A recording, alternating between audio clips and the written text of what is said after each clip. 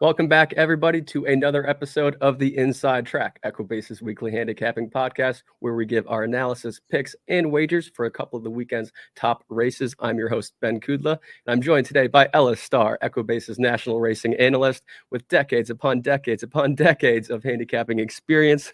He also writes weekly articles for Keeneland, America's Best Racing, and AmWager. So please be sure to follow him on X at UberCapper for more handicapping content and picks. So thank you so much for being here, Ellis. Love to have you on. Yeah, thanks. Just actually, with all the tumult about X, I also have accounts now on Blue Sky and on Thread. So it's all, luckily, UberCapper wasn't taken, so people can follow me there as well. Fantastic. And also Equibase is also on Blue Sky as of a couple days ago. So you can follow them at Equibase as well. So just kind of before we start here, with all of your handicapping experience, when you're looking at a race, what's kind of like the first thing you look at? I mean, it's a big puzzle. All the answers are in there. We just have to put it together and find who's going to win. So kind of like what jumps out at you on the page? What's the first thing you hone in on? Well, I appreciate that. There's only a few decades there, but it used to be, not only there were.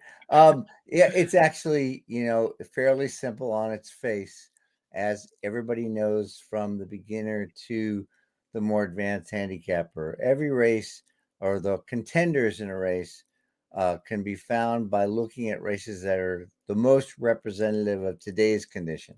And you're not going to find that in a lot of races, but in a lot you will. So I'll just give a quick example. I will look at the diagram or the distance of today's race and just divide it up, sprinter or route. And don't really worry about whether it's one turn or not. It's just less than a mile or more. That's one. Second is surface, dirt. Is it turf? Is it all weather? So looking at the horse's past performances, not necessarily, of course, everybody goes from most recent to oldest, but looking down to find the most representative race where they finished. And then, of course, you're going to also, while you're glancing at that, you might see how they ran that race, whether they ran the race on the lead, where they came from off the pace, and a quick glance at the short comment just to see if there's something that you might want to take a look at in a video, which you can do with our Race Lens product or a subscription Equibase replays, and see if you think that trouble or effort issue that occurred really cost the horse a place. It could run better with a better trip. But it's really what I call representative handicapping. Are there races from a horse's past that, if it repeated them in this situation, make them competitive? I use that to just kind of line out or make notes of horses I think have less of a chance, make a couple of passes at that, get down to 3 or 4, and then take a look, as you see in my analysis, like our race of the week, to get down to 2 or 3 horses that I think have more probability than the rest. I love it. It's so interesting. I mean, everybody's got such a different process. I mean, yours is so much different than mine, and Christina Black or Corey Patton. Everybody's just so differs their process, and it's interesting to kind of hear what people first look at. So, before we dive right into a couple of these fantastic grade threes across North America, this Saturday is another chance to earn your way to NHC 2025 in Las Vegas with Equibase's Race to the NHC contest. It's a free weekly feeder contest on Saturdays at horseplayers.com. Anybody can join at any time, but you must have an active Race Lens subscription to play. So the top 2 finishers in each weekly feeder contest will make it to the Race Lens Final 50 contest on February 22nd. And the top 2 finishers from that contest will earn their way to NHC 2025. Also a Horseshoe Casino Vegas 4-night stay and a travel voucher. So please be sure to sign up and play at equibase.com/NHC. So another great show. Let me add that fans are welcome to use my analysis from the various blogs and Equibase Race of the Week, because I can't play in the contest. There you go. Look at and that. I'm also double qualified, so come get it. And you're playing at NHC this March, right? No, I double qualified. I won a contest at Horseshoe Indianapolis in July live, and then I was lucky enough to win an online contest a week ago, actually 2 weeks ago, this coming Monday. So I'm all set. I got the maximum of 2 entries and looking forward to another opportunity to make some money. I love it. Well, huge congratulations. I'll be out there, as you know, and everybody at your Equibase family will be rooting you on for sure. So let's just dive right in. We still have plenty of good races before the conclusion of 2024. So we got our Equibase race of the week, the Grade 3 Native Diver Stakes at Del Mar, and a couple competitive Grade 3 races at Churchill Downs, the Commonwealth Stakes, and the Chilukki. So we already have the Grade 3 Chilukki Stakes, a mile on the dirt for fillies and mares, 3-year-olds and up. Last year's winner was Hot and Sultry for trainer Norm Cassie with Ricardo Santana Jr. aboard. Hot and Sultry romped by 8 lengths, which is the largest winning margin in Chilukki Stakes history. That was cool to see last year. We got a field at 8 this year with the number 4, Too Sharp, with the morning line of 2-1. Is she your play in here, Ellis, or are you going with other value? Yeah, I try and handicap without looking at the morning line, and I see the morning line and I go, oh, well, I mean, when it comes to actual betting, I might modify it to bet a higher odds horse of my contenders, but certainly Too Sharp is the one to beat. First of all, she comes from the really sharp barn of Phil Bauer for Rigney Stable. She's done nothing wrong in 4 races. She's very talented, 2 wins and 2 seconds. I mean, she missed by a neck to Brightwork, who was a last year's Starr 3-year-old in the prior S, last year's Starr 2-year-old in the prior S, and she just beat Older by 8 lengths. You said the margin last year was 8, so if Too Sharp repeats her last race, she could have the same margin. She's been off just about 6 weeks. Her works have been great. There's really no knocks. The last 3 Equibase speed figures of 99, 99, 100 show she's holding her form. The last race, 100, is tied for the best last race in the field with Pigalle off a 4th place finish in the Grade 2 Locust Grove, and she's dropping down a notch. So she looks really good. She puts blinkers on, which is always a question. I don't know if you ever think about this. I'm curious your take. I always question when trainers put blinkers on for a stakes, particularly with a horse that won. What could they possibly have seen to make them put blinkers on? The horse is going to run better, because sometimes they don't have the positive effect if a horse just won. I mean, the horse won, but there must be a reason. And I certainly trust Phil Bauer with his 22% win rate on the year. Pigalle would be my second pick at 9-2. Okay. And again, she might be a better win bet. I'm going to use Too Sharp, of course, in all exotics and pick 3s, pick 4s, doubles. But Pigalle, certainly, that last race, Locust Grove, was 2 turns a mile and 16th. As we talked about earlier, you asked me, Ben, about how I handicap using representative races. Well, I'm looking for 1-turn races. So I go back and I see 3 back Pigalle on May 28th. A mile at Churchill, a 1-turn mile, the same as this one. She wins nicely with a 90 figure. With 2 before that, last November at Churchill, she wins by 7 3/4 with a 90 figure. And then she wins the Groupie Doll at a mile at Ellis Park, which is almost a 1-turn race. It's 1.5 turns because they start, up the side there. And that was a 108. And that is the best figure in the field by any horse. So at 9-2, this filly is a horse I will use. And even though her last workout was only 48 for a half a mile, it was the best of 44 at Churchill. It must have been playing a little slower that morning. And so I got to use her. The last one I'll look at is Fancy on the outside. Pigalle has beaten her twice, but Fancy may be a little better now, because one before last, when she lost to Pigalle by a neck in the Groupie Doll, that was the same 107. And then it looks like trainer Brendan Walsh gave her a little time off pointing for this race, because he brought her back at Keeneland for a mile and 16th allowance race, which she was still eligible for because she hadn't won a stake. And she won that pretty easily, wire to wire. Cartographically owned sticks, but she doesn't need the lead. So I think, if the morning line holds up, you got 2-1, 9-2, and 6-1. That's certainly worth an exacta box, and maybe play Too Sharp on top of those 2 as well. But that's the way I see it. And Pigalle and Fancy might be the horses that are better win bets, but Too Sharp does look like the one to beat. I love it. Yeah, I mean, we actually had the exact same top 3, just in a different order. I got Pigalle on top with Too Sharp in second and Fancy for third. And if we're both going for these 3, I might play a little trifecta box for fun. I mean, we got to put our heads together, I just had a couple of concerns about Too Sharp. Yes, she does check off all the boxes. Very talented filly. But the fact that she has not run against older stakes company, I think it is just something definitely to mention, and also she's never won off Lasix before, which is big. If you look at that 5 Royal Spa, I was really looking at that horse quite a bit, her versus Pigalle, and Rosbach just cannot win in stakes company when going off Lasix. And, Too Sharp seems to be going that way. She's very young, so we don't know. And I do trust Phil Bauer. Like you said, I agree with the trust you put in that barn. But to me, it's all Pagal this race. I mean, 9-2, I think, is a fantastic value for this filly. 4-year-old filly by Blame for the Thomas Drury barn with Juan Machado aboard. It's kind of interesting. She started the first 3 races of her life on the all-weather track at Turfway. And when she started running on the dirt, I mean, her numbers improved dramatically. In her last 8 starts, all on dirt, she has 4 wins, 3 seconds, and a 4th. She averaged a 91.6 Equibase speed figure on the dirt, including her best speed figure, the 108 there on the dirt. And she averaged just a 67.33 on the all-weather.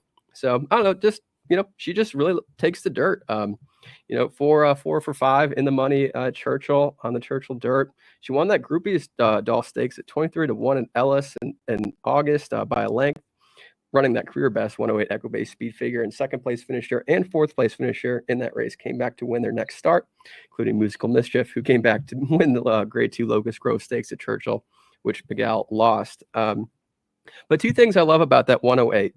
First off, that was her first race ever being off Lasix. 5 out of 8 horses in here are going off Lasix for the first time, which I think not first time, but I think it's something, definitely to note. And also, after that 108, it's so difficult for horses to kind of repeat that type of number. And the fact that she has another race under her belt in Grade 2, stakes company, I think is a huge plus. Loves this mile distance, 5 of 7 lifetime. And really like that workout. Yeah, like you said, it was probably playing a little bit slower if she was 1 out of 44 for a 48 flat. But I'm all in on Pagal. But I'm going to box those up in a trifecta and probably a $10 win bet on Pagal. There you have your Grade 3 Chilukki Stakes. So let's just continue on with the Derby City, a.k.a. Louisville, Kentucky. The 10th race on Saturday, the Grade 3 Commonwealth Turf Stakes, a mile and a 16th on the turf for 3-year-olds. Last year's winner was Gigante for trainer Steven Asmussen. Gigante won by 4.5 lengths under Luan Machado, which is also the largest winning margin in Commonwealth Turf history. So got 2 stakes races in a row, back-to-back largest winning margins last year. So field of 9, 4 of the 9 coming out of the Grade 3 Bryan Station Stakes at Keeneland. 5 winners of the Commonwealth Turf Stakes have come out of the Bryan Station Stakes, including last year's winner, Gigante. So I'm kind of going with some value here. I'm interested to hear what you got. What are your thoughts? Real quick before I do that, I don't know if you watch Jeopardy, fans that are watching us watch Jeopardy this week, but the final Jeopardy answer a couple nights ago was, yes, yeah. Did you see it was basically Maine and Central? Yes. What kind of what city? It wasn't even what track. It was what city, and only 1 out of the 3 people got Louisville. Yeah, I saw even Kentucky Derby account posted that. Oh, it was just funny as heck. Anyway, great race. I love turf, as you mentioned about it. And as you mentioned, the Bryan Station, a bunch of horses come out of it. And I know we're going to queue up a video in a second. My top pick is the 7, Laganos. Boy, I wish the 4 again, I handicapped without the line, and he was 37-1, finished 5th. I guess the morning line maker saw that trouble that the horse got in because he's opening at 4-1. But if you want to pull up the video, I'll talk through it. Yeah, did you want to see the Saratoga one or the Keeneland? I want to see the Keeneland, 26 October Keeneland, from about 1:15 to the end. This was the Bryan Station, which, of course, a bunch of horses come out of in this race. Hershey, who is the 8 here, was 3rd in the race. Laganos was 5th. Evade was 4th. Those are the 3 main that come out of it. My Boy Prince was 5th after fading. So we're going to look at Laganos to 7, and we'll pick it up here. And if you want to can you make it full screen, a little bigger, maybe? That's about big as it goes. I'm okay. Sorry. Anyway, Laganos is going to be on the inside in the black cap. He's still trapped in horses. He's having to wait outside the horse in the green. Now you see him lateraling out a little bit, but doesn't do him any good because he's still behind horses, and he's going to try and get on again, and then he's going to get weighted because the horse comes over on him. And then he really starts pushing up here. He's going to gallop out probably 3rd or 4th, but the jockey knows that the cause was lost. So the last 10 or 20 yards, Torres, who rode that day, just didn't have much to do with the horse. Before that, or 2 before that, we're going to pull up the other one from August 2nd, race 9 at Saratoga. Now, this was the Hall of Fame Stakes. So this is very similar to this race. It was a Grade 2, actually, so 1 grade higher. It was a mile on the grass. and it was for 3-year-olds, exactly the same. We'll pull it up about the same thing, about 115. And he is the 5, if I remember. Yeah, he is 5. Yeah. Okay. And in this case, he's going to get a much better trip, going to make the lead in the stretch, which we'll see. And so, as we talk about this, the last race I wrote, brutal trip. Again, I'm talking about handicapping, looking at the short comment from that last race. It said traffic. And as soon as you see traffic, it's, hey, I want to take a look at the video and determine whether the horse would have run better if not for the bad trip. So that's true. So certainly a nice horse in this race. It doesn't look that much on paper because he's got no wins, 2 seconds, 2/3 in 9 races. Do we have that, Saratoga? Yeah, I just played. Did you see that? No, it's not on the screen. Oh, all right. Let's get to Saratoga. So the record of no wins, 2 seconds, 2/3 is the reason that he was 37-1 in that last race and 4-1 based off it. So again, the 5 here. You seen it now, Ellis? Yeah, absolutely. Okay, great. He's 4th here, and this time he's going to get a much better trip. He's almost like 2 over here. He's 3rd. He made a nice move. I was surprised he didn't win this race, but well, he's going to make the lead, which is what you want. I love it when a horse makes the lead around the 8th pole. Now he's got 4 or 5 wide there, going to make the lead, and the horse that's going to run him down in this race, next, is going to come from way back to win the race. And there are all kinds of horses closing here, and he's just running. Laginos is running as hard as he can. He's just going to get beat in the head bob, should say. I mean, he was going to lose no matter what. But that's his, really good race. And that was, I think, a 102 Equibase speed figure. So that one, and then the trouble last out has to be on him. And I no knock to Christian Torres, but the jockey change to Flavian Pratt is worth at least 3 lengths because Pratt's having the best year of his career. I agree. I agree. Really good. So that's why, based on the trouble, Laginos talk a lot about him. The other is Dashman. We got one more video. It's the only video I'm going to make everybody watch here.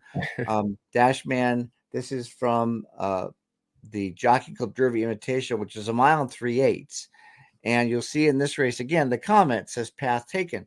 And that got me looking at him. So he's going to be, we pull it up here. Yeah. He's going to be, I believe, the 2.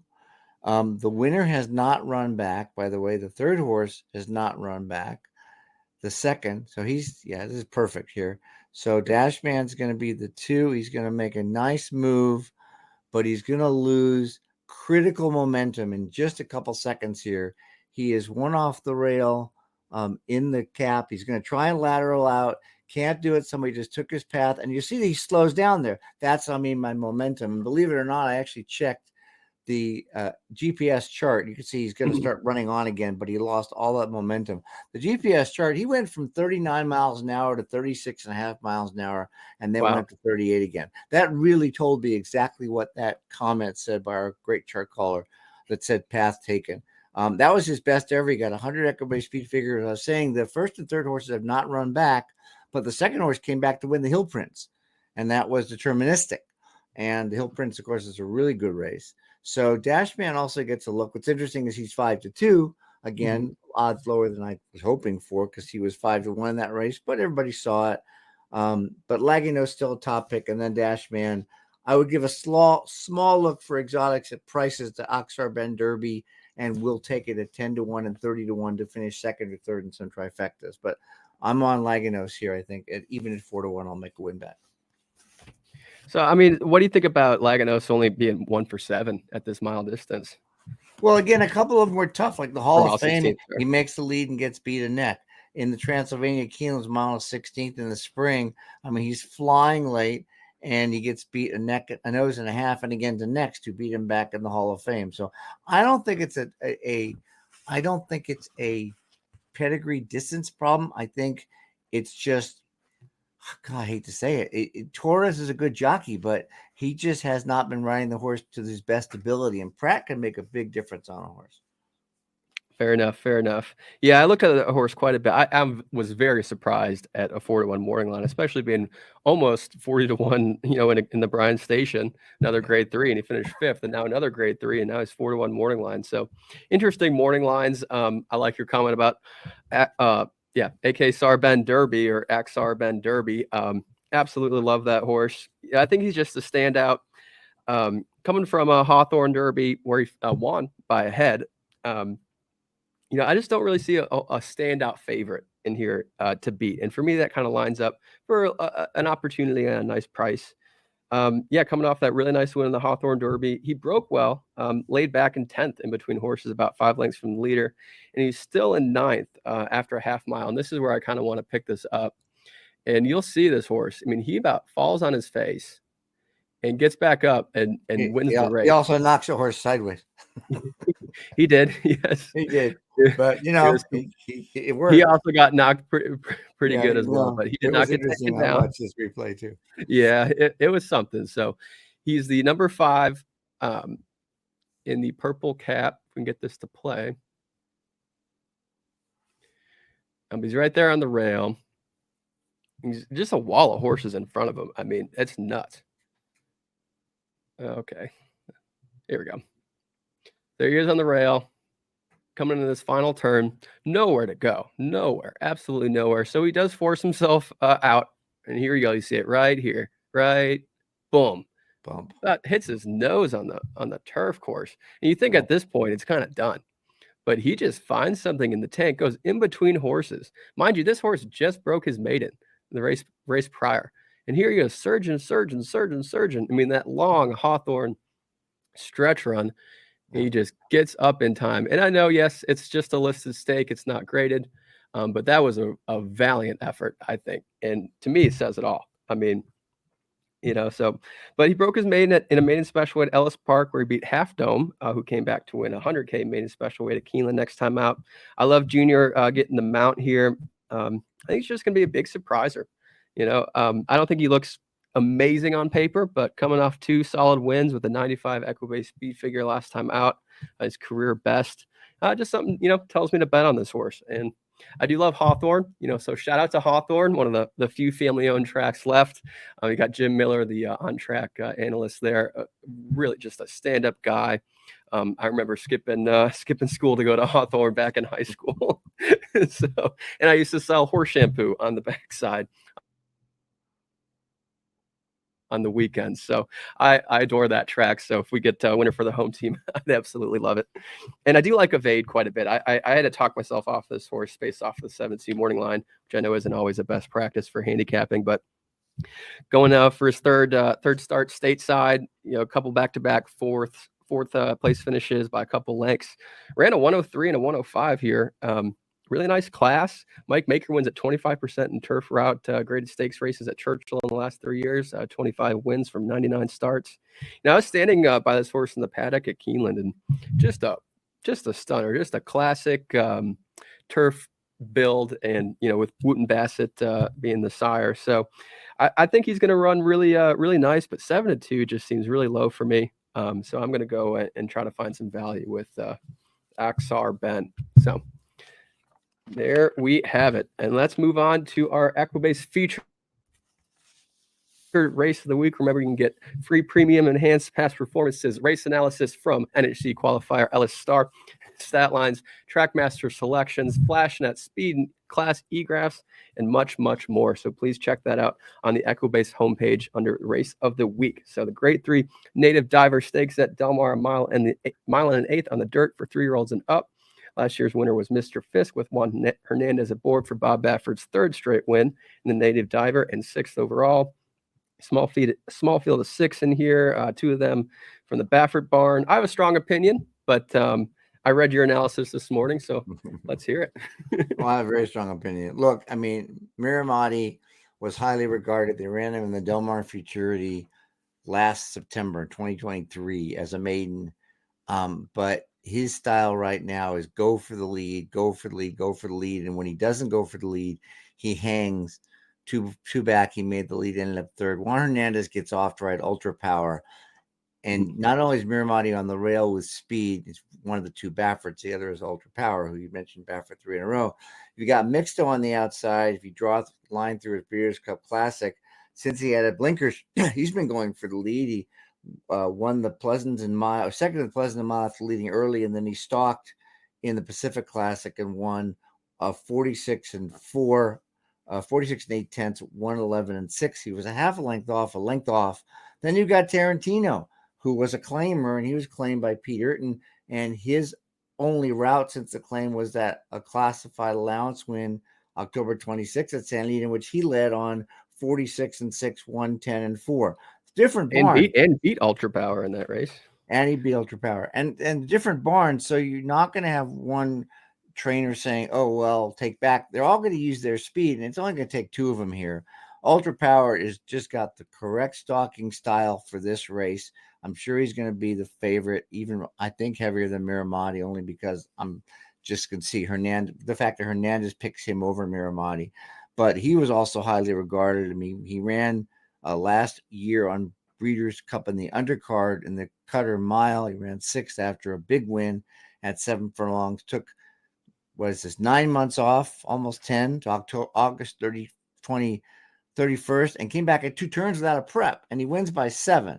And that was a 10-horse field, not some of the typical 5-horse fields you see in Southern California. You got a 113 Equibase speed figure, which is the fastest any horse has run in this race ever. Then he comes back almost 2 months later, and he gets beat by Tarantino again. But Tarantino's going to go as faster this time, and he's not, even though he battled head and he's game.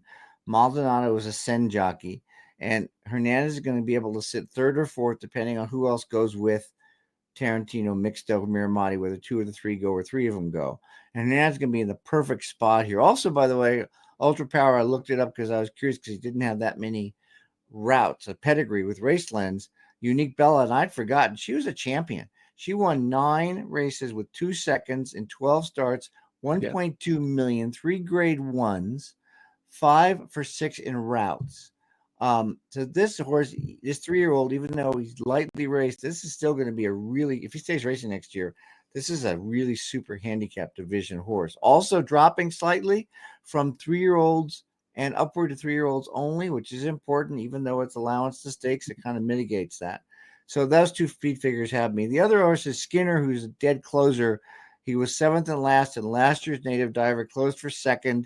He was off all the way until November 1st, so just 3 weeks ago, came back and rallied from last of 8 to get 2nd. He's going to clunk in and get the 2nd in the exacta after the speed horses all get tired, or he could possibly win. I probably would look to bet him at maybe 4-1, 5-1 or better, but Ultra Power, I'll bet as low as about 8-5. I think he's a standout here.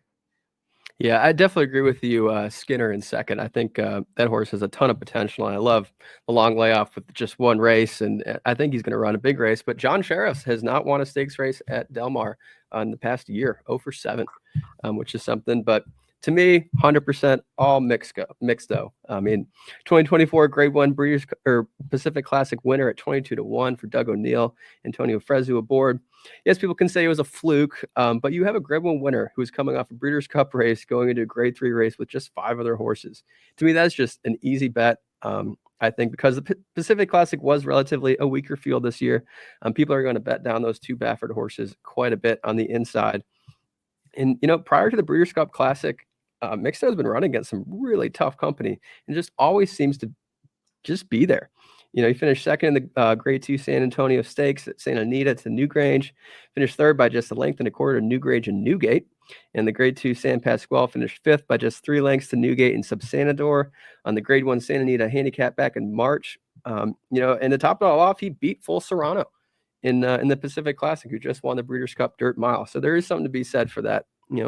Mixto, he's ranked 1st in early and middle pace ratings, ranked 2nd in average class with a 108 and 2nd in average speed with a 102. 7 of his 15 starts, he ran a 3-digit Equibase speed figure. Over the last 45 days, Antonio Fresu and Doug O'Neill have finished 1st or 2nd in 13 of 18 races, 72%. In the past 3 years, they went at 21% together in dirt route races at Del Mar, 4 of 19 and 53% in the money. I think it's a really good sign Mixto is running again, kind of so soon after the Classic. He must have come out of that race well. He just had a nice 4 furlong work on November 17th in 47 and 8. I have no idea what the odds will be. I do think Ultra Power will be bet down to 1-1 or lower. But the fact that both those horses are going off Lasix, and Miramati especially has not won a race off Lasix before. And also, if you look at Ultra Power, He's run 3 times without Lasix and finished 6th by 17 and 16 lengths, respectively. So I'm hoping to get a nice price on Mixto. I'm just going to do a straight win bet on him. You know, I don't think there's much opportunity to make any money in this race besides a win bet. Could be wrong, but that's just my humble opinion. So there you have it. I'm going with Mixto, and Ellis is going with Ultra Power. So thank you so much for watching, everybody. Thank you, Ellis, for being on. Good luck in all your wagers this weekend, and we'll see you next week.